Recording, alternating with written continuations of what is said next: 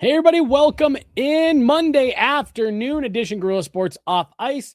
Welcome to 2026. If you missed last week's episode, which was the first official episode of the new year, welcome in. Hope you had a great holiday season, but we are back and we are barreling towards, I was going to say the end of the season, now that we passed the halfway point, but we're really barreling towards the Olympic break, which is a month from now, but we have officially crossed the halfway mark of the NHL season for the Colorado Avalanche. I'm Jesse Montano, going to be joined by Meghan Angley here in just a moment to talk about it, but it is Pyramid Day, folks. Games 31 through 40, we are doing a player ranking pyramid, and that also means the return of your favorite special guest. Hunter will be joining us on today's show as well, so excited to get into all that. We'll unpack a little bit of last night's game, Colorado's third regulation loss of the season, but then we are jumping straight into the pyramid because, as you guys know, we are notoriously long-winded when it comes to ranking players, dance mom style.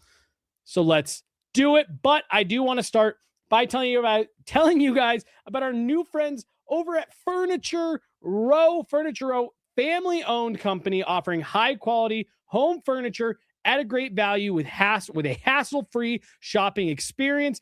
Over 100 locations nationwide. Furniture Row is built on terrific selection, unbeatable value, and a knowledgeable, no-pressure staff that helps you find exactly what fits your home and your budget. Furniture Row, real furniture, real value. Make sure you're checking them out. And our great partners over at RefiJet. Did you guys know that you could refinance your auto loan? What a better way to kick off the new year. With RefiJet, you could save around $150 every single month, all which is a soft credit pull and zero hassle. It's lower payments, flexible terms, maybe even some cash back in your pocket from your car's equity. And wouldn't this be a great time to get some cash back in your pocket? Head on over RefiJet.com/sports. You guys hear me say it all the time. The best way to support us and what we're doing here at Guerilla Sports is by supporting our partners. So RefiJet.com/sports. It is the faster, easier way to refinance. Hello and welcome in. Please do not leave your luggage unattended on the station.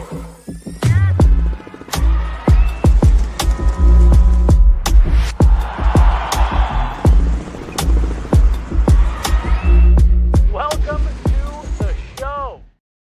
Hey everybody, welcome in Monday afternoon, Guerilla Sports Off Ice. I'm Jesse Montano. This is Meghan Angley, and Hunter's back in the house, folks.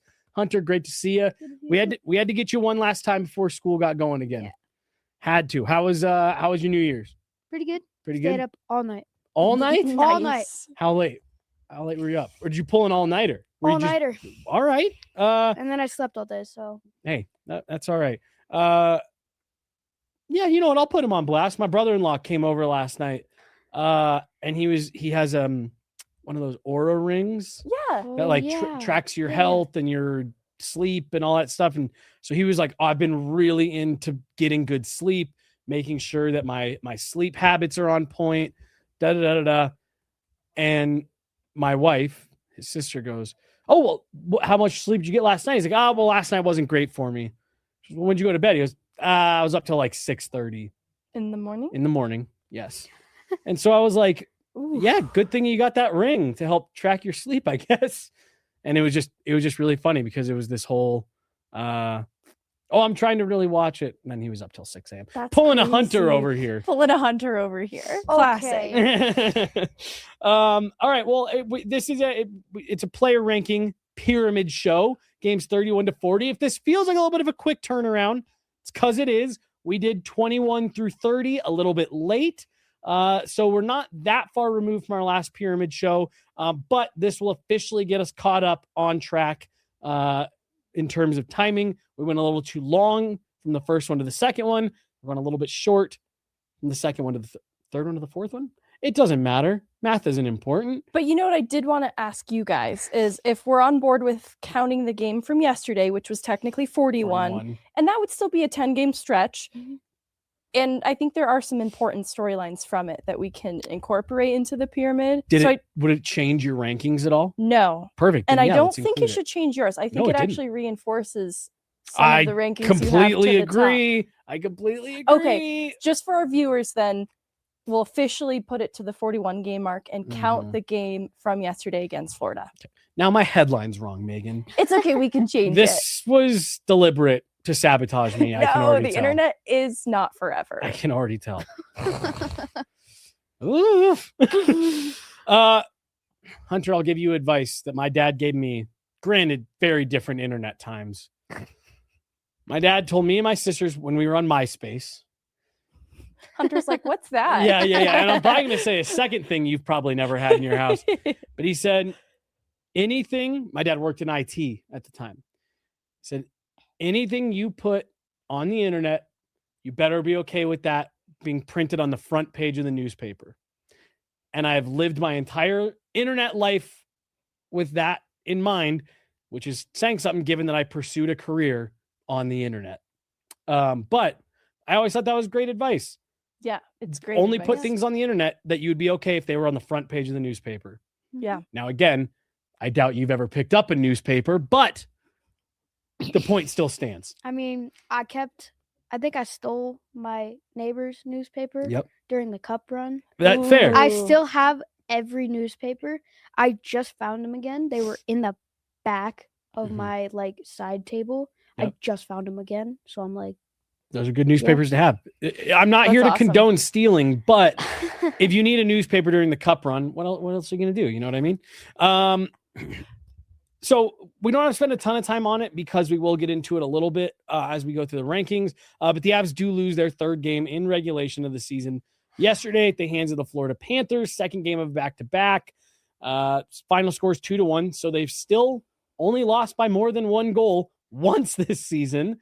But the big storyline, no Devon Taves, and then Gabe Landeskog exits the game early with an upper body injury per the team. So if you're looking for a silver lining there, it's that this is not a re-injury of the right knee. Yeah. Past that, I know there's speculation as to the nature of the injury, possibly being related to his rib. I'll reserve full judgment until we hear more. I am breathing some sigh of relief that it isn't related to the knee, but my goodness, is it a blow to the team just to consider not having Landeskog as an option in the top six. And I think the push that you see from the team after he exits the game says everything you need to know about what Landeskog means to the Avs. So I'm not even sweating their third regulation loss of the year at officially the halfway point too. That's still an unbelievable record. I'm really just focusing on the weight of the situation with Landeskog, and hopefully as we get some more information, it's not too bad of a situation. Well, and now look, because I'm so with you on I was actually telling someone, I think before the Carolina game, where this team, and this is full credit to them, they have done this. They have put themselves in a position where standings wise, that loss last night means almost nothing. I'm not going to say it means nothing because you want to win every game. Right. You'd love to go 82-0 and then 16-0. You want to win every game. But from a standings perspective, they are still, I believe, 11 points up on the Stars with a game in hand. Who cares? It is about not only process and what's happening during the game, but yes, to your point, Megan,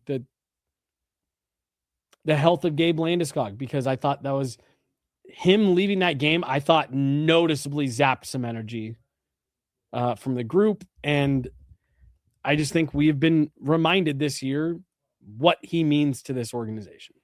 What have you seen, Hunter, from one year to the next, now having Landeskog back in the lineup as a regular in the regular season in terms of the impact he has as a leader? Yeah, he's a leader. He's the captain of the team. So I think he has a strong impact in the locker room. And him back is bringing a whole new energy to the team. Definitely. Because last year you could tell that they were sluggish, I think, in the playoffs, because they're we have Landy back. It's his first time back. We're getting back into it, but it's definitely changed the impact and like energy Yeah. this season now that he's back for a full season. Energy is a huge word I think I would use around Landeskog. You can tell he's the type of teammate that all of these guys want to go into battle for and battle alongside and battle on behalf of. And so even when he exits the game, I think that's where that energy surge comes from, is do it for Landy. I think that's been a huge rallying cry. Well, and I just, we hear so much from Jared about he's got the right message at the right time. And again, like I'm not going to get carried away with this, but like last night, they don't find a way to get the game even and get a point out of it. And again, I'm not going to get carried away with this, but you said that you say, oh man, well, what was the difference between that game and the Carolina game? Well, it was Gabe. It was Gabe's availability and being able to say the right thing at the right time. I'm not saying that's why they lost the game, but it's just, it's low-hanging fruit, right? Like it's easy to point to that and say. Well, as you were starting that sentence, I thought you were going to go the direction of, you look at the reporters, we've got Corey out there on the road covering it, and the locker room reaction isn't hanging their heads because of the loss. Everyone's worried about Landy. Yep. So I think that says a lot about, not that they didn't value winning that game, just more so their priority is bigger than a singular game. Right. It's Landeskog. Because they understand having Gabe Landeskog in the lineup, in the fight, every single game, that's what gives them their best chance to go on a deep run and win a Stanley Cup. And yeah, they have earned this. They've gotten themselves to the point where one game, like we can write that off. Like that is fine. That doesn't affect us in the standings, whatever. They've earned that because they've had the right mentality and looking towards the big prize. They've given themselves the opportunity to be able to say, brush off one game. Who cares? Our priorities are the big picture. And we know that Gabe Landeskog is a huge part of that. In the chat, Caitlin mentions regroup, reset for tomorrow. I bet there's going to be a huge effort tomorrow against Tampa. Kind of this, we don't have Landy, and we need to demonstrate too that we can kind of take the aspects that Landeskog brings to the game and apply them here. Out of respect for Landeskog, I think that you're going to see a huge effort from the Avs. And now, like you said, we're going to fully wait until we know what the extent of the injury is, how long he'll be out, whatever. I do also wonder a little bit if we find out, and this is purely hypothetical. We have not heard this anywhere. This has not been reported anywhere. Purely hypothetical. Let's say they come out and say, we're shutting him down till the Olympic break, so about a month. And then he'll be, barring any setbacks or anything happening in Milan, he'll be back right after. One, I think that's fine. And two, I also think that it changes, like, when he was out for 3 years and he talked so much about like, it's hard to be the leader when you're not in the fight. Right.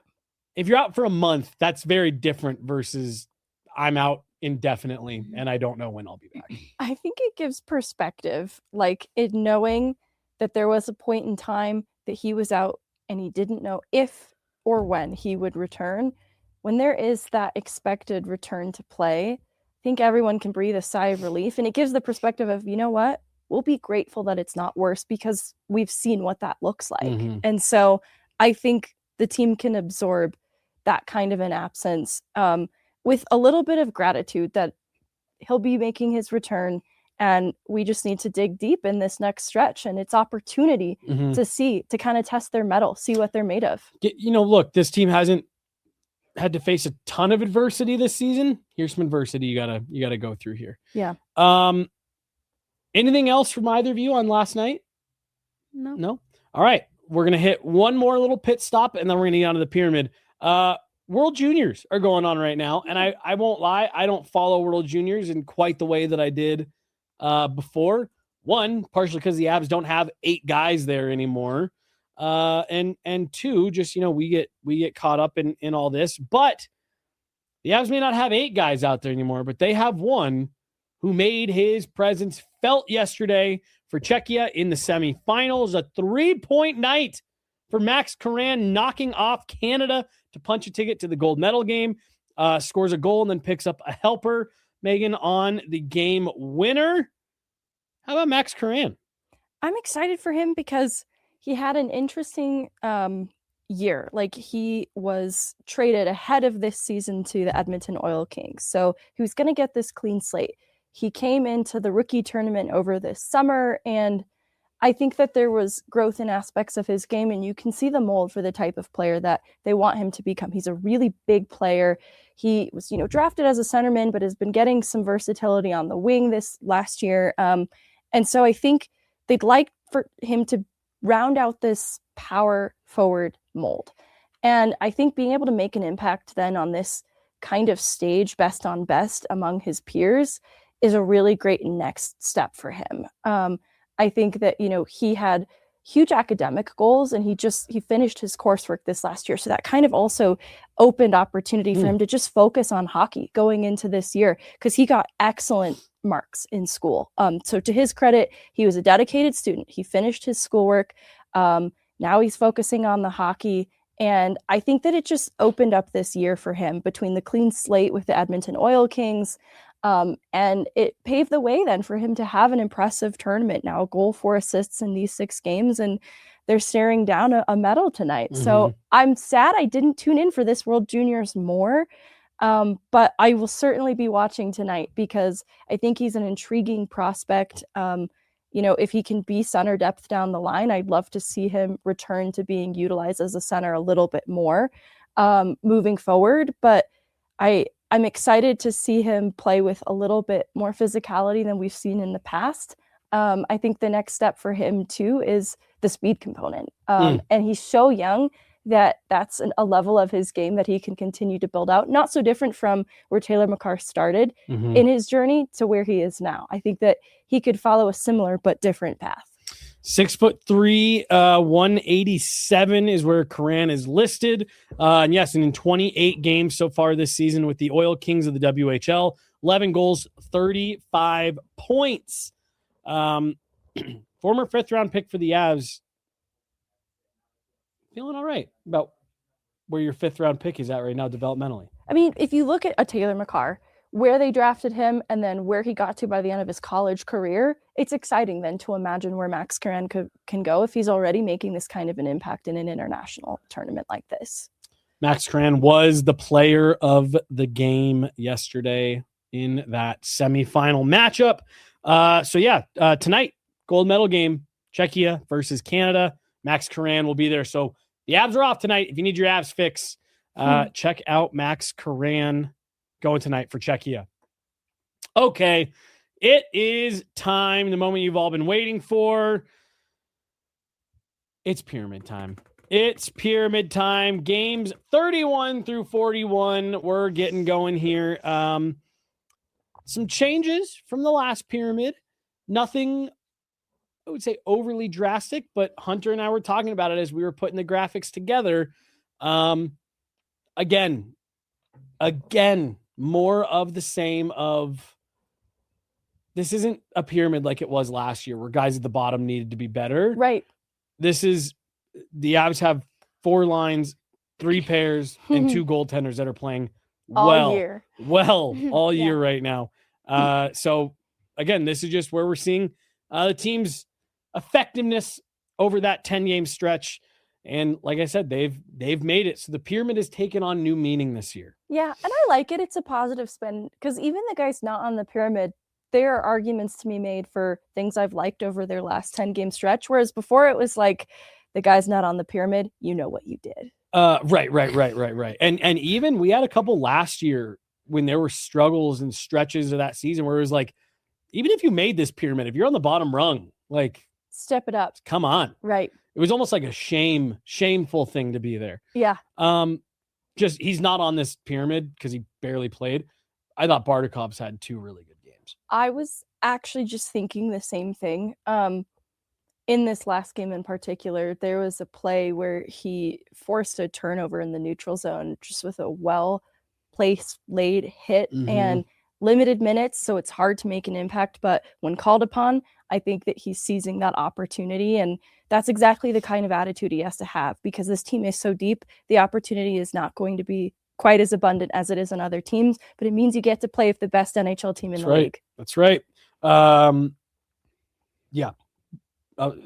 Mose was talking on the broadcast about like with the way Bardakov plays or has played these last couple games, like that's an every night player on most teams in the league. Yeah. It's a tough pill to swallow, I'm sure, for Bardakov, but hopefully he can wear some of that with pride too, that it gets to be with the Avs. Totally. Well, let's kick it off. Making his way onto the pyramid. I actually think a pyramid debut this season for Jack Drury. Picks up a goal in the Hurricanes game, a big one in his return to Carolina. Look, he's been shuffled around a little bit with his line, with his role. And I think he was playing maybe a little bit over his head on the third line early in the season. Jack Drury feels like he's settled in real nice in this 10-game stretch. Yeah, I think this has been a 10-game stretch where the bottom six has been a little bit mixed up because they haven't had all of the players available to them that they'd like. And as a result, Jack Drury's been asked to step up again in that third line role. And I think that it maybe inspired some better hockey out of him. Not that I thought he was playing bad, but 3 goals in this last 10-game stretch, and timely ones at that, to include the Carolina game where there is that moment on the penalty kill, right? Brent Burns without a stick, he gives it to him, and it's maybe a miscue, and you can see immediately on his face that he hates. It's hard. I'm not going to hyperfixate on a mistake that's made in a matter of seconds. It's a hard, almost impossible decision to make. Like, he's trying to get Burns a stick, but now he's without one. He's rendered ineffective. I know you have thoughts on this. Let's get it out now because I have good things to say about Jack Drury. And truthfully, this wasn't even on my radar to talk about it until you brought it up. And this is not Jack Drury specific. Megan, it drives me insane.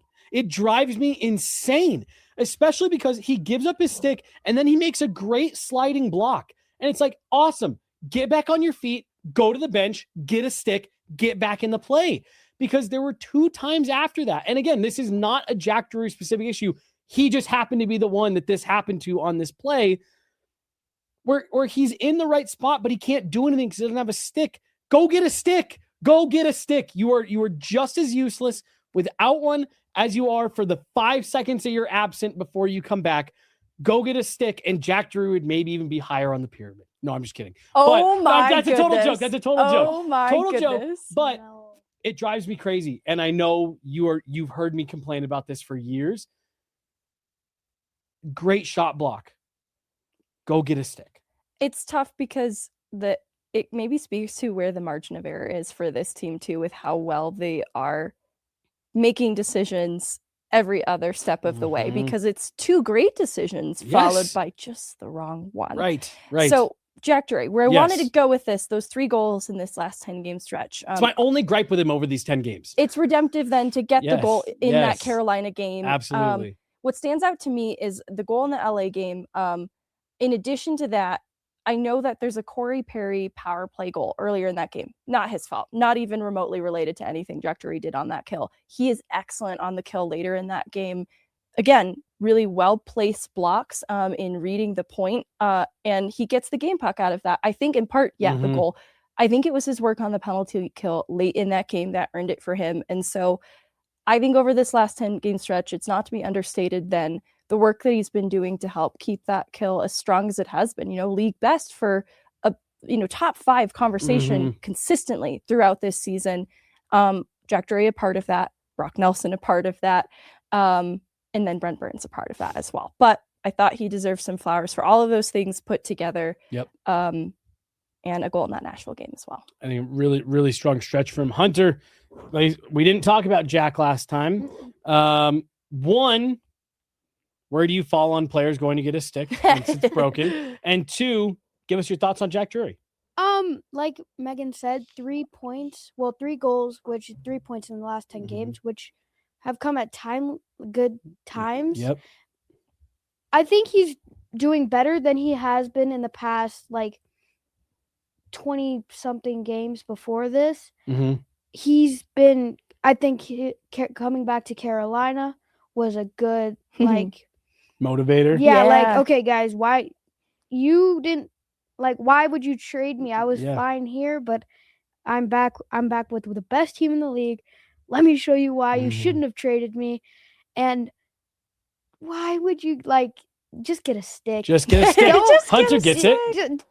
when I haven't broken a stick in in game yet, but I remember this one specific game where I was on this dude on the wall and he was skating up and his stick got caught in the boards, Mhm. like in the door, Yeah. and The it Zam door. snapped. Yeah. And he just kept going with his feet. He kept kicking the puck. I'm like, just go get a stick, Yeah, dude. It's yeah. not gonna make a difference with the 5 seconds. And stuff. Like, yeah, just get a stick. And like Val had one in the offensive zone, maybe even yesterday, where he didn't have a stick and he went like in on the forecheck without a stick. And it's like, what's your plan? What are you gonna do if you get it? Pretend to fall. Sure enough, he got it and passed it with his hand up to the point, and they blew the play dead immediately. And it's like, yeah.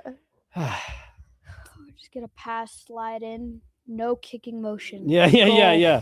Just go get a stick. I still think screaming should be a strategy. What are you gonna do if you get it? Scream. They won't know what hit them. Yeah. They'll buy you a little bit of time Oh my gosh. to I go love get a it. stick. Jack Drury makes his pyramid debut. Despite not going to get a stick, he did plenty of other good things in the 10-game stretch. All right, moving on here. Up next on the pyramid, Brent Burns had a game where maybe he struggled for like the first time, where you looked at it, I was like, oh, that wasn't a great Brent Burns game. But I thought bounced back really nicely. And again, just continues Meghan to be a solid, steady presence. And Jared Bednar did confirm to us this week he's more than happy to keep the Burns-Manson pairing together for the remainder of the season. And how could you really argue with them? They look really good. Yeah, I was surprised to look up the time on ice for the penalty kill and see that he's leading everyone. I knew he was eating up big minutes on the kill to help alleviate some of that burden from Taves and Makar. I just hadn't really seen it add up yet to this point. And in talking about the strength of the penalty kill, it has helped save them in certain games when the power play has been to their detriment. The penalty kill has been strong. Brent Burns is at the center of all of that in maybe a quieter way than I've given it credit for through this point. And then the offensive side of his game, it's kind of a key part of it too, but I think it's inspired Manson in a lot of ways too. Yeah. And so I think whether it's Manson just putting pucks on net or knowing to get the puck across D to D to Brent Burns because he's going to put it on net, I think it's working for those two in a big way. And so I think Brent Burns, not only his impact on the offensive side of the puck, but what it's doing for Manson is a big part of why he's in this pyramid. Absolutely. Hunter, we talked about him before. You were even saying on the show, you're like, I think Brent Burns could be in the conversation for Team Canada. I know you like what Burns is doing. Yeah, he's a big guy, and him and Manson together are two huge guys. And on the penalty kill, that is a huge factor. Like blocking shots in the slot, that will help you Parker get the puck and go down. And no, we don't have LOC right now, but he's a huge short-handed guy where he can score goals. And if you block that puck, comes down, just throw it up, and you get a reset almost. Yeah, he gets in lane. He's good at getting in lanes. Yeah. No, you're totally right. I loved what Jared Bednar said. He was talking about goaltenders, but I think relative to what Hunter was just saying, like it's applicable here as well. Jared was saying you can gain a half step on offense if you trust your goaltending. I think to the point Hunter was just making, when you have defensemen playing the way that Brent Burns, that pairing in particular are, they're aggressive, they're physical, they're in lanes, they're blocking shots. When you have faith that not only are they going to make the plays on those pucks, but then be able to transition them up ice quickly, the way that Brent Burns and Josh Manson are capable of, you can gain a half step that way as well. I know Brent's going to win this puck, and I know he's going to put it to the right area.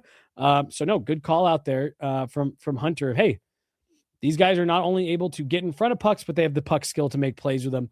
I just think Brent Burns is eating up minutes in a valuable way that is maybe even exceeding what we expected. Moving on. Let's keep it going. Injured for the final 2 games of this segment, game and a half, but it's Devon Taves. Again, this is one of those feels like he's low on the pyramid. And Right. But no, it's just, he continues to chug along, be steady, be solid. The production isn't there in the way it has been in years past, but to this point, that's been totally fine. He's been exactly what the Avs have needed. Yeah, I think as we get higher up in the pyramid, there are two defensemen on the third pair who are producing at a close to half point per game pace. I think Gerard's, making up for some time that he missed earlier in the season, so the numbers might fully translate to that. But this last stretch, at least. Anyways, where I'm going with that is you can live with maybe Taves' individual production not being where you've seen it before because of the contributions you're getting from the entirety of your D core top to bottom. And I think what Taves does on the kill, because he's, second behind Burns and eating up some of those minutes, and how good he is defensively. It's in talking about too some of the offensive plays in transition that he sets up. If they track tertiary assists, I think Devon Taves would have a lot more for what he's doing on the breakout. And then what he's doing in his own end to take away shooting passing lanes, because he's just so good defensively. To your point, it's weird to see him at that place in the pyramid because you just look from a sheer production standpoint. It's not incredibly crazy, but he's still doing all the right things. And I have no issue with Devon Taves' last 10 game stretch. Yeah, no, I'm with you. What do you got? He's a good compliment to Makar, like I've said last time. He is, and this is why I said to you earlier that him and Makar are a package on Team Canada because they work so well together. And like Megan said, he's not performing individually as well as he has been the past years, but he's also making up for it, helping Makar just be a better player on the blue line when he goes out and on dances on the blue line, and he gets him the puck with that's Taves and Makar, basically. That's what they need to do. He's just one of those guys that doesn't make mistakes. Yeah. Or when he does, it's really glaring because it's so out of the ordinary for him. Yeah. It's actually a good thing that you're not thinking about Devon Taves too often, except for if you're Cale Makar, you wake up thinking about him. Apparently. That was such a good line. Because if you're thinking about him, it's probably because something's gone wrong. It's when his game is status quo, it's because he's preventing things from going sideways and he's helping to drive play up ice. And so, it's honest work. It ain't much, but it ain't much, but it's honest work. It ain't much, but it's honest work. Another guy putting in some honest work is the next guy on the pyramid here, Sam Malinsky. Maybe not as high up where he was for the last 10 game segment. The offense isn't blistering hot right now. But again, I just officially eligible for an extension. Now that we've passed the January 1 date. And this is a guy that I just think that with the way he has played this year, what he's done for the Avs, what he's given them on that third pair that is only a third pair in Colorado. I would have to imagine this is a bit of business that the Avs front office is going to want to get done quick because Sam Malinsky's been that good this year. Yeah, I think the recency of what was a difficult start against Florida yesterday is probably front of mind for a lot of people. But let's not forget, not only this last 10 game segment, 5 assists in that time. He's now at 22 points in 41 games. That's officially above the half point per game mark. You're getting that out of your third pair defenseman who's playing, relatively limited minutes then comparatively and not getting power play time. Right. So that's 5v5 production. He also has a 3-point night against Vegas in this 10 game stretch. And that was a game that ultimately had to be decided. That was the shootout game. And I think it's important to look at the way Vegas plays. They play with a heaviness. They can be difficult to play against, that he not only stood up to that, matched it, but also drove play and sort of dictated then pace. And the contrast then of being out-muscled by Sam Bennett in the Florida game is okay, he also had a 2-point night against Florida in the last 10 game stretch when they played Florida at home. And I think Florida underestimated the threat that he posed a little bit. And there was this awareness then in this Florida game, don't underestimate Sam Malinsky, in the same way that Warsofsky from the Sharks talked about how this Malinsky guy, late in the game. I think that's the thing for Malinsky moving forward then is he the league's going to become wise to what he is and how effective he can be in this league. And I think he's prepared for it. I just think that was what we saw in the start of this Florida game, because I think he's been stronger in his battles this year, that he deserves credit for it too. I don't think you see shifts like that we saw against Bennett in this Florida game yesterday very often from him. And I want to make sure we don't get caught up in the recency then and just kind of apply that to his whole game, because you see an undersized defenseman on paper, and I think people can be too quick to hold that against a guy who's otherwise been really strong in his battles, really good at closing out plays in the D zone. And then obviously what he's doing offensively with the puck on his stick is just incredible. So I think it's been still a very good 10-game stretch, because it's been great 10-game stretches through this point. Yeah. It's been consistent, especially on the production side. Hunter, Megan and I, when we worked together before, when the Avs first signed Sam Malinsky and we watched him play with the Eagles, Megan and I were both pretty high on him. We're like, this kid looks like he could be a player. Has Sam Malinsky surprised you or exceeded your expectations? Definitely. I mean, when we got him, you said he was playing with the Eagles, right? Like, and when you get to the Avs, when he came here, they were a really good team. They have been a really good team in the past 5 years. Yep. And coming to a team like that, I feel like you need to play above your expectations because of how good they are and how much production you need to be on a third line D. Yep. And I say this a lot because it's what makes a hockey player good. They set people up. He has 19 assists this year with the 22 points and a 23 plus minus, which means they're getting goals when he's on the ice. When he gets pucks to the net, he shoots. Like last time, he shoots the puck, he gets it because he's a shooter. And that's, I think, why he got 3 points in that Vegas game. He exceeded my expectations, way more. You're 100% right. And I want to key in on what Hunter brought up there of when he signed with the Avs. The end of his 2022-2023 season at Cornell. The Avs are literally still the defending champs when he signs his college UFA agreement. To Hunter's point, it's a lot of confidence in yourself to say, hey, this team that just won the Stanley Cup with one of the most stacked blue lines in the league, I think I can make my way in there. And he did. Like, he came in and from day one started to push when he was with the Eagles. And he's just been undeniable for the Avs ever since they plucked him from Cornell. Undeniable. Let's keep moving on here from Sam Malinsky. Rounding out the bottom rung of the pyramid, D-Corps on a run here. Josh Manson. I don't know why his picture is so much smaller than everyone else's. They're not all sized right, because I think Brent Burns, the beard might be an illusion, but it looks closer too. I think you're totally right. Josh Manson, again, has just been rock solid. He's a guy that you look at this upcoming schedule for this month, you say, man, you'd love to see him continue to play like this and then get into that break. I love Josh Manson. 6 assists in this last 10-game stretch, 2-point nights against Winnipeg and St. Louis.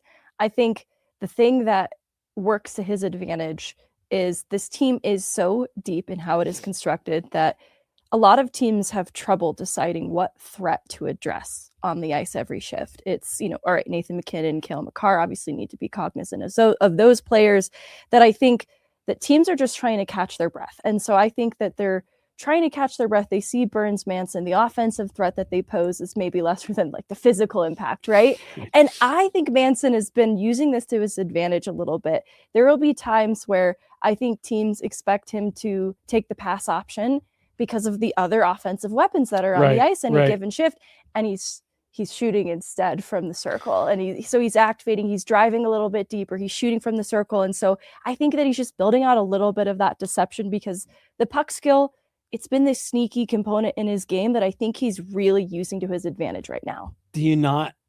I'm going to go back to what you talked about 2 players ago. Brent Burns. Does that not feel like it's directly rubbing off? And he totally. He's changing as a player as a result of playing with Brent Burns in a positive way. Yes, I think it's opened up the game for him. And I remember this when he first came to Colorado. This wasn't the style of hockey he was really able to play in Anaheim. And coming to Colorado, it kind of opened up the game for him offensively. And I think he started to have fun with it. I think the fun hasn't been lost, but he's having that same kind of fun again with Brent Burns. I think he's seeing the way that a big guy like that can play and like, hey, I can play like that too. Mhm. And I think they're just having a lot of fun. They're still taking care of their responsibilities in their own end, but I think the fun is where we're seeing some of that translate to offensive production for Josh Manson right now. Dancing Manson, normally a nice, big physical player, hunter. Like Megan said, he's still doing that, but the offensive production's coming as well. Yeah. Like the offensive production with all of our defense is really coming along these past 10 games. Like Malinsky, Devon Taves with Cale Makar, even though he's injured right now. But him, Manson, and Malinsky, and Girard, and Burns, all of them are creating offensive opportunities in the slot, which is why we only have 3 regulation losses going into halfway mark of the season. And he's also huge. He is also huge. He has like 20 hits in the past 10 games. He has a bunch of blocks too. And because he's getting in front of that net, which, like I said, on the penalty kill, which is why we're number 1 on the penalty kill in the league right now, is because we have big guys blocking shots, big guys making hits, getting it down the ice to waste time on that penalty kill. Yep. It's the production from the back end has always been something significant for this team. But getting it as well rounded out, like again, we mentioned Devon Taves, like he's maybe the one defenseman. The production isn't quite where you thought it would be, but it's totally fine because you're getting it from so many other parts of the lineup. And my last thing on Manson, we heard so much when Curtis McDermott was in town, and not to take a random side swipe at Curtis McDermott, catching strays. But there was so much of like, oh well, they keep him around because they don't have any other real tough guys. They don't have any other guys that can mix it up, things like that. Josh Manson, I think, has given the Avs an element of that back in a different way than he has in years past. Like he feels a little bit like the enforcer out there right now for the Avs. Yeah, shoot. That was especially true of this last 10 game stretch. Like I know in the Seattle game, this was true. He's a tough customer, and it's important to remember that as needed, that is the type of player that he is. Mm-hmm. And I think it changes the way the opposition plays against him. I think there's this component of, oh, you want the puck, come and take it. Yep. And also if you are the puck carrier and Josh Manson has you in his line of sight, you probably want to get rid of that puck quickly. He's given them that Zadorov element back of like, well, think twice before you go down that side of the ice. Yeah, for sure. Love it. Josh Manson rounding out the lowest rung on the pyramid. Lowest tier? Lowest level? Tier. Perfect. We're going to tier. Thanks, Hunter. Yeah, thank you. Moving on here. Scott Wedgwood. And I mean, coming into this season, day 1 of training camp, Scott Wedgwood's the backup, right? Scott Wedgwood's the backup. Here we are at the halfway point. Scott Wedgwood has been featured in every single pyramid and was even at the tippy top for games 1 through 10. I don't know what else we can say about Scott Wedgwood. Exceeding expectations over and over again. And I wanted to see him go for Team Canada. I knew it was going to be an uphill battle. I knew he was even have to climb over his tandem mate. What? It's like beat mate all over again. I was trying to find beat mate's definitely worse, but Scott Wedgwood just having an outstanding year. This is where the concept of the pyramid, it gets tricky. It's weird to have him in this part of it. He was 5-1-0 this last stretch with a .913 save percentage and pitched a 32 save shutout against Utah. And this is where we have him in the pyramid. And so it's nothing against Scott Wedgwood. I think too, just to like punctuate some of his importance too is Mackenzie Blackwood. I'm not worried about him missing this road trip. I think that he's a goaltender who misses a few games in the season. Like this year at the start, that was a bit unconventional because he had a procedure in the offseason. That was not really standard. But I think him missing a couple games in season, just think he deals with some stuff. He's a big guy, and the way that he plays in net, I think takes a toll on his body that he has to recover. Anyways, all that to say, having a guy like Scott Wedgwood then that you can turn to without batting an eye and he will get the job done in net is so significant that it's tough to have him at this place in the pyramid. It's almost like goaltending deserves its own pyramid. Seriously, he's given him a chance to win every single night that he's played. What do you think? I think he should have been on Team Canada. Yep. Yeah. But he's had 2 shutouts answer. this season, a 918 save percentage as of right now. That's better than Bennington. What is going on? And like I said last time, it is St. Louis's GM who is picking Team Canada, but Scott Wedgwood has been very, very good in this season overall with that 32 save shutout. And then, it's Scott Wedgwood. Should have made Team Canada. Scott Wedgwood. It's Scott Wedgwood. We can just leave it at that, honestly. Yeah. Scott Wedgwood having an outstanding year for the Colorado Avalanche. Moving along, he's a meat and potatoes guy, and he finds himself right in the meat of this pyramid sandwich here. Arturi Lehkonen. Oh. Just always right in the mix and finds himself in the mix once again. I think you could forever have this guy anywhere between here and then somewhere on that next rung up, and that's going to be evergreen. He's always going to be in and around it. He's always going to be active. He's going to go through his stretches where he's far more effective, but I was just upstairs talking with some folks about not only WJCs, but upcoming Olympics. And I said, the Finnish kids at WJCs are always a really, really, really tough out. And even at the Olympics, and you and I were bummed, Megan, at Four Nations that they dealt with so many injuries because we were just saying we love to watch the Finns play. Yes. The way the Finns play, that school of hockey is just so much fun. And to me, Arturi Lehkonen embodies Finnish school of hockey to a T. If they could have every player on the Finnish national team play the way that Arturi Lehkonen did, they would be happy. He's a coach's dream. You've made this point before, but it's little things I'm going through my mind. And it's little things like a stick lift to intercept a pass, right? Like he'll either get a stick in the lane or get a stick lift to prevent a player from catching a puck. And the way he asserts himself at the net front. So like in this last 10 game stretch where I had him maybe a couple tier spots, I should say higher, it was hard at this point in the pyramid. Everything was kind of even in my eyes. And it's because of the timeliness or the significance of his goals. He gets the opening goal in the Seattle game. I think that became significant because Seattle met that with a little bit of a push and the Avs had to then readjust. But I think getting that opening goal, he's a tone setter. That's what Arturi Lehkonen is. And so I look at this Florida game just from yesterday, that tying goal, he gets in front of Nico Mikkola to get that redirect on the Manson shot. And he has to battle to get there. Nico Mikkola is a big guy. He gets the tying goal in the Vegas game to force OT, and then the shootout and then the win. And so that's just in this last 10 game stretch, 3 goals, 4 assists, and a 5-game point streak. I think that he sets the tone when the team needs it. So he's an extension of, Landeskog's message as a leader. I think he's one of the guys that can execute and bring it. And so it's energy in part. And I think it just gets a bit understated because he does all of the right things and it doesn't always translate to scoring specifically. But I think it sets the tone in an important way.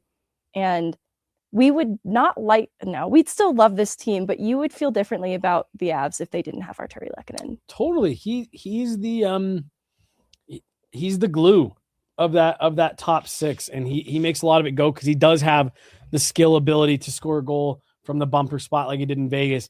But he's also willing, Hunter, to just go to the front of the net, get beat up, and win battles for pucks. Yeah, and he is a pesky guy. Yeah. So Nico Mikkola, huge guy. Totally. Injured Barkov at the beginning of the season. purely from just being a big guy. Yeah, Falling on and him. Yeah. when like he's in front of the net, like you said, that Manson shot, he tipped it in to get that tying goal. And I think he executes, like you said, he executes very well. And it showed in the 2022 Oh yeah. playoffs. Yeah. Like he executed all those goals. He sent them to the Stanley Cup Finals. And Goes to that's the right just the areas. kind of guy that like he is. Mhm. He executes, he's pesky, he will get in front of the net, he will tip pucks, and that's what you want from him. And Finland is going to do, he's going to be great with them. And I think they're not the best team in the Olympics, but Artturi Lehkonen will definitely help them out in a way that they need. Totally. We talked about it, I think, on Friday. Rick Bowness on the TNT panel a couple weeks ago when everyone on the panel was saying, oh, this guy is so underrated. Rick Bowness goes, he's not underrated among NHL coaching circles. Like, we're all very aware of how good Artturi Lehkonen is. What a gem he is. Yes, yeah. And when you look back at what the Avs gave up to get him, like Nathan McKinnon said, you'd give up 5 first-round picks for that dude. I don't know if you actually would, but you get what I'm saying. But it's like how Hunter talks about Taves to Makar. How when you find the right complement for a guy like Nathan McKinnon, and I think Artturi Lehkonen is representative of that in a lot of ways, you don't want to ever give that up. Yeah. So there is an extension on the horizon for Lehkonen in the future, just to keep back of mind. July 1, he is eligible. What is it? You don't mess with Happy? Don't mess with Happy. A little bit more explicit, but yes, don't mess with Happy. Moving on up here. Moving on up. And Hunter, we're going to start with you for this one. Okay. Sammy G. And he looks like how he looked last year. I thought the injuries and stuff maybe slowed him down a bit out of the gate. But when Sammy G came back from the player assistance program, was that now 2 seasons ago? I believe. I'm almost positive it was. I believe it was 2 seasons ago because I haven't met him yet. Yes. That was 24 when I met him. Okay. So there you go. Yep. Ago. Once he got back from that stint with the player assistance program, he looked like a different player. Yeah. In a good way. And I think Sam Girard is getting back that. Hunter, what have you thought of Sammy G since coming back from injury? He's been very energetic. Yes. I feel like he was like anxious because when I talked to him during his injury, I could tell he was like, dude, I'm so done with this. I want to get on the ice. I know I can produce some stuff like for the team. And he has done that. Like our entire D has been on this pyramid. Yep. And I know Makar's going to be on there because he always is. But Sammy he's been so good these past couple games. Like he's almost a point per game in the last 10 games. Like that one goal, he won the game in that Utah game. That one goal, which is all they needed. And then I forget who was goaltending that game, but he's very energetic and he brings that pressure that other teams don't like. They're like, he has the puck. Him and Malinsky are really good. He will get it to the net. He will score a goal. He will make an assist. Like that's just the kind of player that Sam Girard is.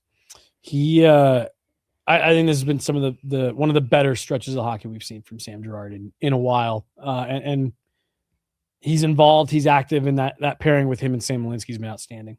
Yeah. The Utah game, the lone goal that he creates by forcing a turnover along the wall in the neutral zone. So he used to kind of battle for it. A goal and assist against the LA Kings. That's 3 goals, 5 assists in just this last stretch. And I think what I'm noticing from Girard and this pairing with him and Malinsky is they're building chemistry together. And so some of how they create, I see, is reading off of each other. And so sometimes where there is a shot option, they also see that maybe Sammy G has a better shot from the point. And they'll move the puck D to D, and they're finding each other in the offensive zone.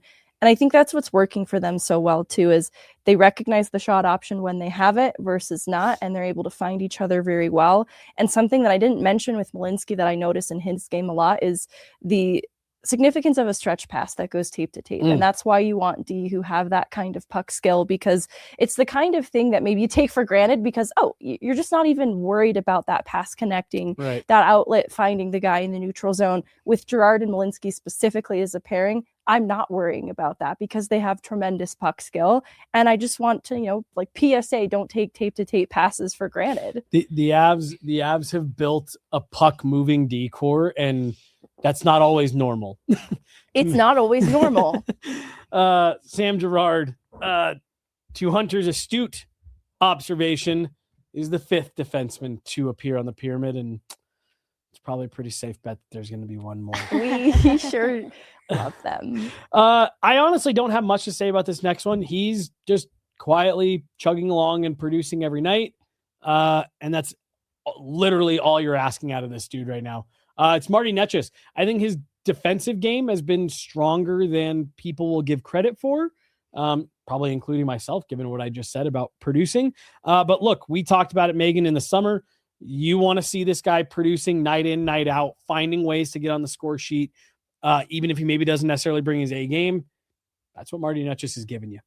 I'm not going to hold him to a higher standard than Mikko Rantanen. And I feel like, the criticism that I'm about to have for this last stretch almost does in a way, because the production is exactly where you'd like to see it. Just a point per game pace in this stretch, and I think surpassing it on the year in total. He's struggling on the power play is the only criticism right now. It's been a bit of a high wire act. I think he is finding his identity inside the identity of an Avs power play that has core players that have been doing this for years together. I think he's trying to find his place. And at times I think that high wire act is him making risky decisions with the puck, trying to be too creative in an effort to be deceptive. And he has such a unique skill set that I understand why he's doing it too. I don't want to stop him from being creative. I don't want, as Jared Bednar has said, for them to handcuff the creativity. But it's just been a little bit off in this last stretch. He's battled some illness too. So I'm really not disappointed with where Marty Necas is at in this point in the season. But that's the aspect of his game I want to see him settle into in the back half of the year. 53 points right now in 41 games. So yeah, like you said, the production is right where you want it to be. If you're literally looking to compare him 1-to-1 to Mikko Rantanen, he's 4 points off Mikko's pace with one fewer game played. So again, not asking for anything more production-wise. I love that assessment of plays a little bit too risky in the name of creativity. There's times where it's just like, whoa, you didn't need 2 spinoramas there. maybe one and then move that puck. But hey, who was that pass to, Marty? Yeah. That would have been a sick pass if anyone was within 50 feet of it. Hunter, Marty Necas is a fun player to watch. What have you thought of him? I don't really like that trade with him and Mikko. We expected it, but I think he's definitely produced up to the standard that we wanted him to. I think he works better with our offense than Mikko did because he's so fast. All right. Because he's fast. Like McKinnon can go down the ice, and him and Necas can join him on that rush. And that's what you wanted to get out of that trade when Mikko kind of just couldn't keep up with McKinnon, who is a really fast player. And that's what I really like about Necas, is that he can keep up with McKinnon in that rush. So McKinnon has a pass option, because normally McKinnon is just by himself. He's just going, deking through everyone. And now Necas can join that rush. You got someone who can play at the same pace. I think that's a huge point. Before I was too harsh on Marty, I do think that there is an element of, but this is a guy that can kind of keep up with the way that McKinnon sees the ice. Well, and truthfully, it's a little bit of the reason why, and I totally get it, but they're trying Marty on that second power play unit. I think that makes a ton of sense. It's a second zone entry option on a zone entry that's being picked up on by a lot of penalty kill units right now. So they need some variance. And it's a zone entry that's reliant on being able to come through the neutral zone with speed, backing defenders off. I have wondered when we've seen the power play struggle like it has this year, like why not put Marty there and give yourself, like you just said, Megan, another zone entry option. All right, moving along here, and we'll try to move a little bit quicker as I'm looking at the clock. Whoops. Here he is, that sixth defenseman, rounding things out for the Avs decor on this pyramid show. It's Cale Makar. And again, really only at this spot on the pyramid because the Avs have had players that have played that well. Cale Makar has been great. He's been great. Yeah, it's classic Cale Makar stuff. So that's why, sometimes when these guys play excellent, but they're not necessarily exceeding the expectation they've set for themselves because they're phenomenal, that's how they end up on that third place in the pyramid ranking. But I think that he's been part of the solution with the Avs power play, though it's still experiencing growing pains. And I do believe that I feel like he was at least at the end of a broken play that led to a shorthanded chance against. This has been an issue for the power play generally. Shorthanded goal against, was it Winnipeg? That one where they like chipped it off the wall and he was just like really casually skating back. And I don't think he saw that Jets player, or he lost track of the puck or something. It was a weird play. I remember you talking about it was a weird play. So I say this cautiously that I think when the power play has gotten back on track, I think that he's had a hand in it, McKinnon included, and then Brock Nelson. We'll get to him in a second. Where I'm going with this too is there have been a weird amount of shorthanded chances against on the Avs power play specifically, and it's not Cale Makar's fault. So in saying I think he's part of the solution, I think that he's also been ground zero for where things have gone a little sideways. So I don't have a criticism for Cale Makar here. I just wanted to acknowledge that in saying, 6 assists, a power play goal in this last 10 game stretch on the power play. He's been good. There've been some blows too. It's not all his fault. He's still been really great. 2 goals, 8 assists in 10 games. Hunter, you were talking about this this decor. All 6 of them make the pyramid. What can you possibly say more about Cale Makar? It's Cale Makar. Cale Makar. There have been an unreasonable amount of shorthanded chances, but it's not his fault. It's not his fault.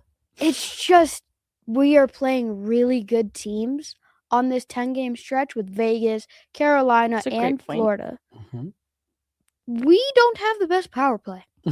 Hold on. What? But Makar is 47 points on the year. That's a point per game almost. Yep. And it's just that's what he does. It's Cale.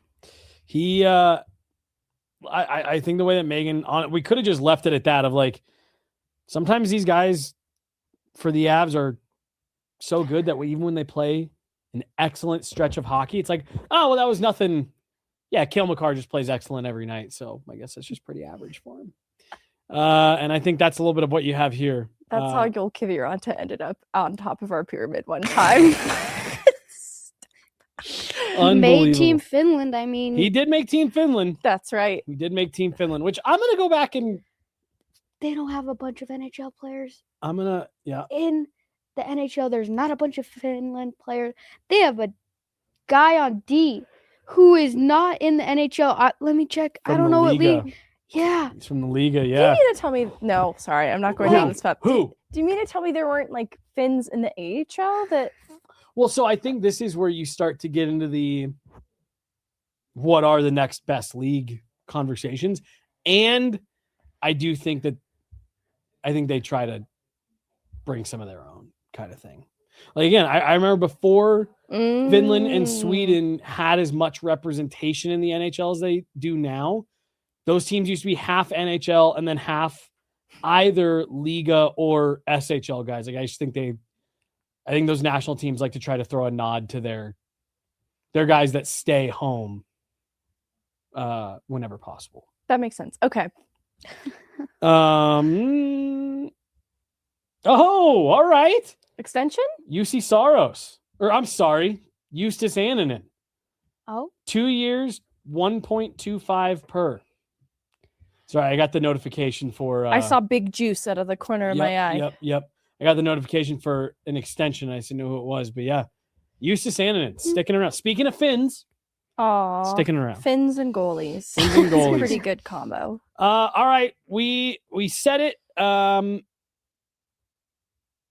That hey, the first few games back maybe were a little uncharacteristic because he wasn't overly impressive, but he is coming on now, including the New Year's Eve hat trick. It's big Val Nichushkin.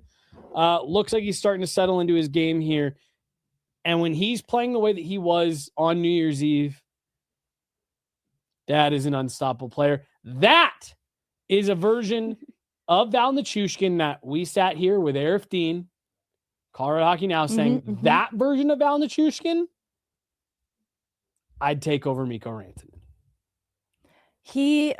It's because he impacts the game differently. And if you have players that can impact the game offensively the way that Mikko Rantanen does, which I think you're having made up for in a combination of McKinnon having an unbelievable season and the rest of your top six contributing, then the physical impact that is Val Nichushkin. He's a freight train on the ice alongside the production also, like 4 goals, 7 assists in the last 10 game stretch. That's why you have that conversation. It is not unfounded to talk about then the impact of Val Nichushkin is because he is a powerful force. Honestly, too, like in looking back at some of these goals, when I was looking at my list last night, there are some of these goals born from Val Nichushkin just being undeniable on the forecheck. It's not even a situation where you think he's going to win a puck back. He's going to take it by force. And that's what he's doing this last 10 game stretch pretty consistently. So it's helped to reward them with some goals, even if it's not his goal. He is going to battle below the goal line. He's going to be heavy and relentless on the forecheck. And that is why he is such a key player in their top six. Hunter, when the Avs won the Cup in 2022, there were players from both sides that said Val Nichushkin may have been the best player on the ice all series long. He made life really difficult for the Tampa Bay Lightning back then. Yep.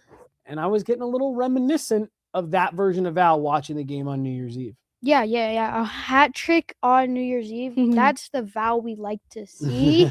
When it's, I'm not saying it's time that we need to like, okay, guys, win. It's not that time yet, but you can definitely tell he's heating up to get ready. Like, okay, if we need to win a game, if it's a chance, like we need to win this game, you can tell he's ready. Like, okay, I got you. Let me go score like 3 goals. Like that's the Val we see in the playoffs. And like you said, reminiscing of 2022, he made it really hard because he's a huge second line forward. Yeah. Like he's huge and he can get in the way, he can screen, which what we all want him to do, and that hat trick. That's Val. He's a true unicorn in the NHL. To Hunter's point, the size combined with that skating ability, that speed, and the hands. I don't know of another player in the NHL that's built like Val Nichushkin. All right, rounding out this rung, and we are approaching the home stretch here, folks. Thanks for sticking with us. Shout out to John again. This is our 4th straight show of over an hour. It's the other half of the Lumberyard. Mackenzie Blackwood. Again, I wanted Scott Wedgwood to be there. I wanted Scott Wedgwood to make Team Canada. I feel as Mackenzie Blackwood's a true snub. The way that he's played this year, the way he's looked. And even on the night where he does sustain the injury here, they're hoping he's back from once they get back from the road trip. While he wasn't tested a ton on New Year's Eve, still found a way to make 2 or 3 highlight reel saves, Megan. Yeah, it's, the nature of the game sometimes have been different, even though the Avs are getting consistent winning results. And a lot of that consistent winning result is because of the consistency they're getting in net. And Mackenzie Blackwood, especially being called upon more in this last stretch, is a huge part of that. Like I look at the Minnesota game, which I know the Avs came into that with a little bit of a chip on their shoulder. 29 saves for a .966 save percentage on the night. He really rose to the occasion. I think he's good at then kind of meeting the team where they're at. Like if they're trailing in a game a little bit early, he's locking it in. He looks like he's seeing pucks and he's competitive. And he's good early too, so that they're not finding themselves in that place more often than not. And so I think he understands the moment in game a lot well. He can shake off kind of the lows of it really easily. I like his demeanor in that way, and he's playing with a lot of confidence right now. So I do agree. I think it's definitely a snub. If you're looking at his body of work, it's undeniable. So it's kind of hard to see past maybe a lack of playoff experience how we got here, because he's doing everything you could possibly ask of him in net. I completely agree, and I'd have to imagine that was a tough decision for Canada between him and Kemper. Hunter, you said it about Scott. I imagine you feel similarly about Mackenzie. Should have been there. Yeah, I think both of them should have been. I agree. Mackenzie is better than every single goalie that they picked. Mm-hmm. The Blues GM was picking. I truly think that is a huge factor, because he knows, and I really liked, like, hey, 6 goals. How do you feel about that? Like, that was my favorite thing that has happened. I was like, okay, you really want to pick Bennington? Let's put up 6 goals on him and see who you really want on Team Canada. Oh, man, there you go. Someone pointed out in the chat, last thing I'll say, that I think Mackenzie Blackwood, and I'm being dead serious when I say this, a crazy under talked about part of what Mackenzie Blackwood has brought is the friendship he has formed with Val Nichushkin. And I mean that, like I said, dead serious. Val had always kind of been, again, from what we could see, kind of just someone on his own in the room, did his own thing.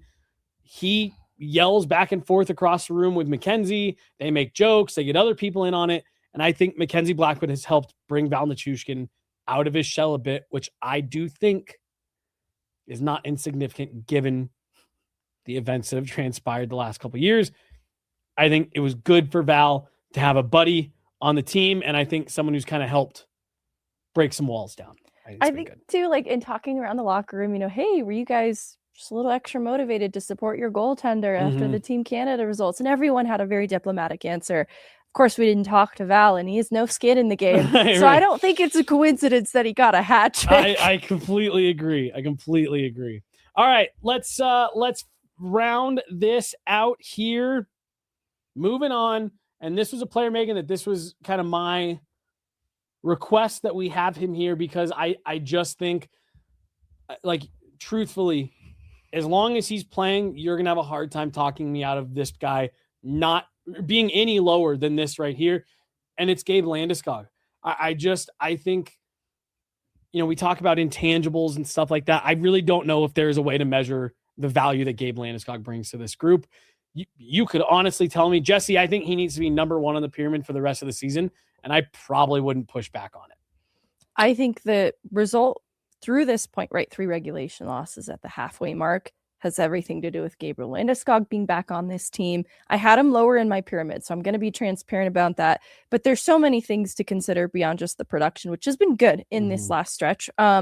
But again, same way I talk about Devon Toews, and I say if they track tertiary assists on plays, Gabriel Landeskog would have a ton because of what he does to create opportunities, especially between the blue lines. He will force turnovers and drive the attack up ice. And I think it's a quality in Landeskog's game that gets a little underestimated since his return. Not previously, but I think there is this component of he still has some foot speed, right? Like he can still be a part of the way this offense gets creative and in a quick strike attack that I think teams have like underestimated at points. So even like the wraparound goal in the Carolina game, I think there are just aspects of his game that are sneaking up on teams because it's like, that's Landeskog. He's not played hockey in 3 seasons and he's still good, but he's still that good. And I think people are going to get wise to that. He's competitive. And obviously then you see the push back from the team in the game yesterday against Florida when he exits the game. I said it at the top of the show. I think that says everything you need to know about what Gabriel Landeskog means to this team. The last regular season he was a part of was 21-22, where the Avs kind of controlled things all regular season. I don't think that's much of a coincidence. Hunter, when you look at Gabe, It's hard to ask for much more out of a captain, right? Yeah. I mean, like I said at the beginning of the show, he is a leader.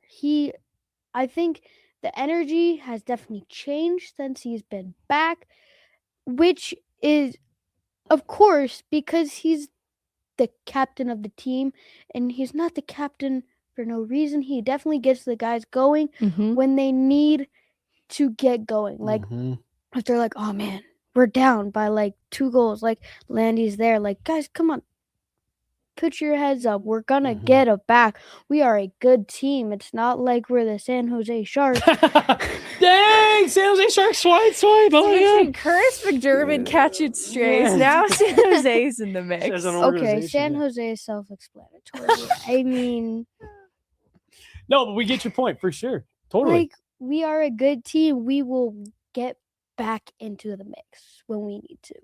Well, and you know, you just gave me an example of being down 2 goals. They're down 2 goals in Carolina. He's the only one with one. They come out, and that game never felt like they were down 3-1, and somehow you're like, this doesn't feel like they're gonna lose. And right message at the right time. Gabe Landeskog, 3rd on the pyramid, 2nd. And you know what, Megan? His play earned him this spot. But even if it hadn't, I would have maybe put him here just for all the haters. Just for all the haters. But he earned this spot on the pyramid in the exact same way he earned that spot on Team USA. It's Brock Nelson. He's come alive from a production standpoint, and you are seeing that value in a second-line center that Avs fans have been clamoring for since Nazem Kadri left for the Calgary Flames. Brock Nelson, what a run he's on here. And I actually don't think it's just a run. I think he's heating up, and this is closer to who Brock Nelson actually is. Yeah, I think there's a bit of an anomaly through like maybe 15, 18 games to start the season. So then seeing 33 points in 41 games shows you just how much of a tear that he's been on. That's 6 goals, 6 assists in this last 10-game stretch with 3 game-winning goals, 4 power play goals, 2 power play assists in that time, including then timely power play goals against Carolina in a resilient game in which they needed it, and they needed that power play to get back on track. Similar with the Seattle game, I think it's so significant for a team whose power play has struggled all year that moving Brock Nelson to the wall has been a part of the solution every time. When that power play is getting back on track, he's at the scene of the crime. And so it's not just the 5v5 production that's also on an upward swing for Brock Nelson. We've been talking about the strength of his defensive game, especially when the production was a bit stagnant for him, as, hey, he's winning draws on the kill, and it's allowing them to get pucks up ice, create shorthanded chances, just eat up some time on that kill, which is making it so effective. And it starts with Brock Nelson winning D-zone draws. So he's been so great for that penalty kill. I think he's honestly transformed it. Like, when you look at the difference in the penalty kill one year to the next, it's not as if structurally they've done anything incredibly different. They've added Brent Burns to help alleviate some of that burden. That's certainly huge. I think Drury and Kelly have stepped up in a big way. But then it's Brock Nelson, because they didn't really utilize him on the kill after the deadline. But he had penalty killing in his bag from what he did with the Islanders. So I think them turning to him as a PK specialist this year was such a huge thing for the kill, like, that they were maybe sleeping on last year. And so now he's impacting every aspect of the game: power play, 5v5, PK, and he's doing it at a high level. I can't say enough good things about Brock Nelson, and I'm so mad that everyone is sleeping on him. I think they need to throw some respect on his name. I agree. I think he's, Hunter, you and I were upstairs talking about, we were both surprised that, Jason Robertson didn't make Team USA. That being said, I think people can be surprised Jason Robertson didn't make Team USA, but I also don't think you need to be surprised that Brock Nelson did make Team USA. Yeah, 100%. When that trade happened last year, I think everyone was a little mad. Like, we were giving up Cal Ritchie, who is a really good prospect. Yeah. And I think everyone was like, why are we giving up a really good prospect for this guy who's almost 40 years old. Who Whoa. He only looks. Whoa. He's only like 34, right? I was going to say, because if he is almost 40 years old, I'm almost 40 years old. He's And 34. He's 34. 34. All right. 34. Easy over there. Easy. But Point taken. Still- Older guy. Yep. still, I think everyone was mad. Like, Yeah. why are we doing this now? He's not this guy who he's very quiet. He's not a huge performer guy like a lot of the Avs players are, but I think he's definitely settling in, like you said, when he's like on a roll now.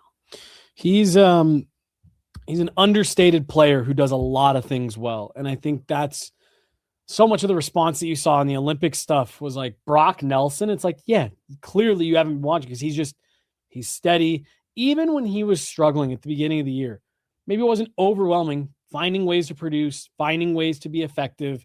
And since he brought it up, now look, I think Cal Ritchie is going to be a really good player. I think he's smart. I think he's talented. He's clearly got good skill. But when people ask, when they look at a trade, like what Hunter was just saying, people looked at that last year saying, oh my gosh, what are they doing? Moving on from this young, up and coming prospect for this established guy who's, might even end up being a rental. Here's why. Cal Ritchie might be a really good player. The Avs are trying to win a Stanley Cup this year. In 2026, this year, they're trying to win a Stanley Cup. So, Cal Ritchie, who we all think is going to be a good player, right? We all think that. 31 games with the New York Islanders, 6 goals, 10 points, averaging under 12 minutes a night. Brock Nelson, 41 games played, 18 goals, 33 points, averaging 19 minutes a night. To your point, Megan, he's killing penalties. He's playing on the power play, taking faceoffs at a 50% clip, 49.9. Cal Ritchie, also a center, 39.4. You took Cal Ritchie and said, hey, if he gets to where we think he can be, it's probably Brock Nelson. Why don't we just fast forward that? And yeah, we'll miss some of the years of the prime, but we're also going to skip all that development stuff. This is why you make those moves. It's not that Cal Ritchie isn't going to be good. The Avs are trying to win a Stanley Cup right now. Brock Nelson gives you a better chance to win right now. No ifs, ands, or buts. Yeah. He's a quiet guy, but he's competitive. He's, it's like the only opinion I'm worried about is my own kind of a guy. Right. And so I think the way that he started this year was also not to his own expectation. And I think that he's versatile in ways people don't give enough credit. Like, I don't think of him as being the heaviest player, but since playing on a line with Val Nichushkin, I think I see him more engaged on the forecheck. And so now it's two big bodies then that pose a threat on that line. And they're also going to drive to the net and present as screens. And they kind of alternate as to which guy is going to be that guy on a given shift. And it's what's made that line so dangerous. And I think some of Val Nichushkin's success is linked to Brock Nelson, and some of Brock Nelson's success is linked to Val Nichushkin. And I like that. I completely agree. Third generation Olympian, Brock Nelson, the competitive genes run in the family. Rounding it out here, no surprises, and similar to Marty Netchus, I don't have much to say, but it's for a different reason. Whenever we ask Jared Bednar about this, he goes, I don't know what else you guys want me to say. And that's how I feel about Nathan MacKinnon. We are watching history here. I grew up, when I was Hunter's age, watching Joe Sakic and Peter Forsberg and all them. And you looked at them as like, wow, these legends, no one could ever be that. I am getting there. Nathan MacKinnon, I think, is going to go down as the greatest Av of all time. Yeah, I don't have a ton new to say. 148-point pace, on track to even beat his 140-point season. Hard to believe, because when we were in it, we recognized how historic it was. Right. We are in the historic season right now, so just like practice staying present in the moment Practice and your gratitude. observing, yes. Yes, for how special this season is for Nathan MacKinnon. I believe like 2 game-winning goals in this last stretch, the shootout winner, of course. And so it's in talking about like, oh, timely goals. Nathan MacKinnon will fully take over games and put them in his hands solely. Explodes a as needed. stick because the power play isn't going well. He doesn't like the way he's playing. 4-point night. No big deal. It's not the first game like it too. This season, he's very hard on himself. I know that isn't brand new information. The other thing that I noted too is his battle when he is playing in a top 6 that features Gabriel Landeskog, when he's playing on a line that features Gabriel Landeskog. I don't think this component of MacKinnon's game is absent, and I think it comes alive even more so in the playoffs, but it's the way that he'll battle below the goal line. I see it more present when he's playing with Landeskog, and I think that's kind of the effect that Landy has on a lot of his teammates, but it's a part of MacKinnon's game too that maybe doesn't get talked about enough, but he is this high-skilled player that poses a threat from every area of the ice, especially offensively. But I think he is harder to play against than he gets credit for. He is a powerful player. And I think since Landeskog's been brought into the fold, that component of his game is only heightened, and that spells good things for what kind of playoff hockey you can expect from Nathan MacKinnon too. I don't think this is the kind of success that only translates in the regular season, and that's not just because we know Nathan MacKinnon is good in the playoffs. I just think that there's even better from what we've seen when that level gets unlocked. I agree. That's always been his calling card ever since he was drafted, was this is a guy who elevates in the big moments. Hunter, take us home here. What can you say about Nathan MacKinnon? It's Nathan MacKinnon. Yeah. He had 74 points on the season. Yep. Like you said, he's on track for 148 points. Think about that for a second. 82 games, 148 points. The math isn't mathing. But that's what Nathan MacKinnon does. And I think about him and McDavid debate a lot. I think people are saying McDavid is really good, really good. Like, MacKinnon has been producing the way he has been for years. He has been like this every year. Every year. Ever since he's been drafted, the year I was born. Oh, God. He has been producing like... Yeah, he sure has. He's been producing... We're going to check Jesse and Brock Nelson into the retirement home. Jeez Louise. That was a humbling moment. I won't lie to you. Drafted the year you were born. Wow. Yep. Man, oh, man. But yeah, 148 points.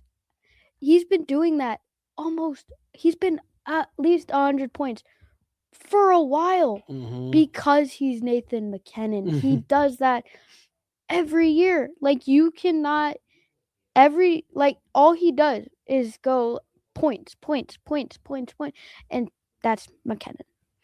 It's all of that combined with such a strong 200-foot game that I think is just undersold around the league. You know, he was just mentioning MacKinnon versus McDavid. That's where I think it's not even, I don't even think it's a question. I don't even think it's much of an argument. Nathan MacKinnon is a better 200-foot player. No doubt. I think Connor McDavid is the most skilled player in the world. He's unbelievable to watch. If you're asking me to pick one player, I'm taking Nate. Yeah, it's for the full dimension of his game because I'm just thinking specifically about like some of the Avs power play problems. It's not Nathan MacKinnon's fault. I just think about some of the things that McDavid can do with a puck in traffic. I'm like, that's pretty special. Oh, it's unbelievable. You know, it's unbelievable. Owns that. He owns that fully. But you're right. The 200-foot game, Nathan MacKinnon, the heaviness, the battle to compete that he can play with, especially to what he elevates to in the playoffs. And what I get to see, I get to see on a nightly basis what Nathan MacKinnon does. I tune in to Edmonton periodically. So I just have a really good feeling about Nathan MacKinnon, you guys. It's the sheer will. It's the sheer will of Nathan MacKinnon that I think we see the intensity up close, front row seat, every practice where a stick breaks. It's hard to count that kind of a guy out. At Ball Arena in particular, because there's no mesh on the sides, like you got to be a little bit on guard because you never know if a stick might just come flying into the stands. McKinnon zone. And again, I say that is a good thing. So here's the final pyramid. We're gonna let John out of the chair prison back there behind the glass. Final pyramid rankings: Drury, Burns, Taves, Malinsky, Manson. I almost said Woodward. Wedgwood, Lehkonen, Gerard, Netchis, McCarr, Nichushkin, Blackwood, Landeskog, Nelson, and for the second pyramid in a row, Nathan McKinnon sitting comfy up at the top. That's Shayla's. That's gonna do it for today, folks.